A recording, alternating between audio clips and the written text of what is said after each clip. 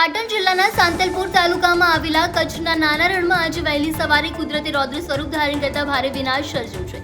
અચાનક ફૂંકાયેલા પ્રચંડ વાવાઝોડાએ રણમાં હાડ મારી બેઠીને મીઠું પકવતા ગરીબ અગિયારાઓની કમર તોડી નાખી છે. વાવાઝોડાની તીવ્રતા એટલી ભયાનક હતી કે અગિયારીઓએ મીઠું પકવવાના કામ માટે મહામુસીબતે વસાયેલી સોલર પેટો પત્તાના મહેલની જેમ હવામાં ફંગોળાઈને દૂર દૂર સુધી ઉડી ગઈ હતી. આ આધુનિક સાધનોના નુકસાનથી અગિયારીઓ પર મોટું આર્થિક સંકટ તોડાઈ રહ્યું છે.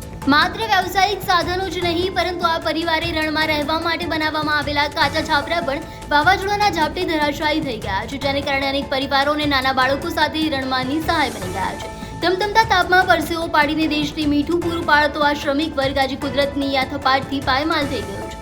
માલ સામાન અને રહેણાંક ગુમાવ્યા બાદ હવે અગિયારિયા સમાજમાં ભારે ચિંતાનો માહોલ છે. હાલ આ પીડિત પરિવારો સરકાર અને વહીવટીતંત્ર પાસે આશાભરી નજરે તાત્કાલિક સર્વે કરીને યોગ્ય આર્થિક વળતર અને મદદની માંગ કરી રહ્યા છે.